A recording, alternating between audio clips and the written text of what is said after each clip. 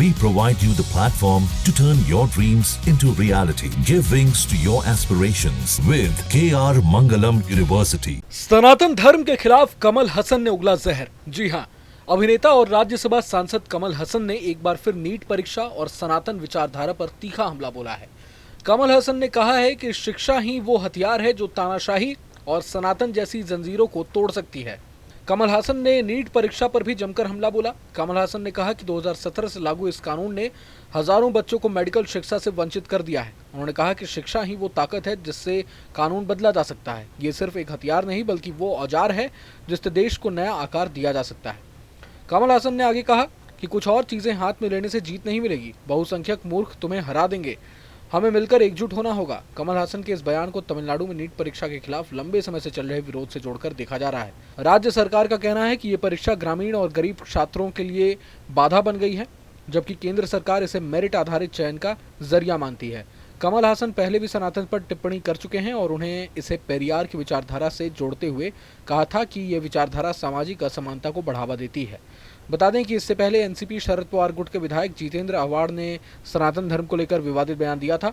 उन्होंने कहा था कि सनातन की विचारधारा ही विकृत है और इसने पूरे देश को बर्बाद कर दिया है। आव्हाड ने कहा था कि कभी किसी धर्म को सनातन धर्म नहीं कहा गया। हम सब हिंदू धर्म को मानते हैं। ये वही तथाकथित सनातन धर्म है जिसे छत्रपति शिवाजी महाराज ने भी खारिज कर दिया था।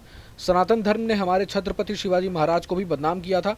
इसी सनातन धर्म वाले लोगों ने ज्योतिराव फुले को मारने की कोशिश की थी। उन्होंने कहा कि उन लोगों ने सावित्रीबाई फुले पर गोबर फेंक दिया। सनातन धर्म वालों ने ही साहू महाराज को मारने की साजिश रची।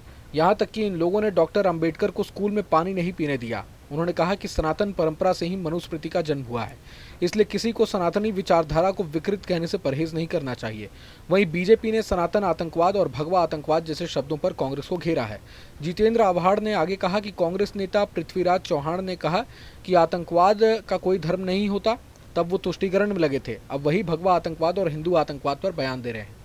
जानकारों का मानना है कि जब से मालेगांव ब्लास्ट में प्रज्ञा ठाकुर और लेफ्टिनेंट कर्नल पुरोहित समेत 7 आरोपियों को बरी कर दिया गया है, तब से ऐसे बयानों की बाढ़ सी आ गई है। बता दें कि हाल ही में एनआईए की विशेष अदालत ने मालेगांव ब्लास्ट के सभी आरोपियों को बरी कर दिया था।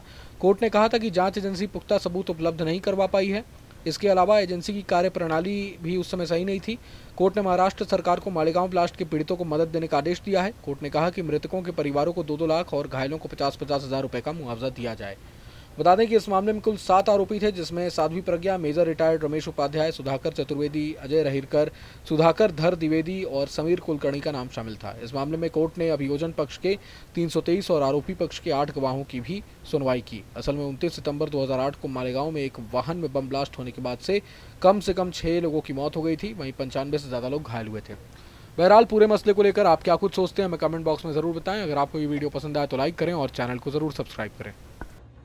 जहाँ भक्ति है हर शब्द में, कथाओं में छुपे हैं दिव्य रहस्य और ज्योतिष देता है जीवन को दिशा। धर्म से जुड़ी हर बातों को जानने के लिए हमारे चैनल स्तुति को सब्सक्राइब करें।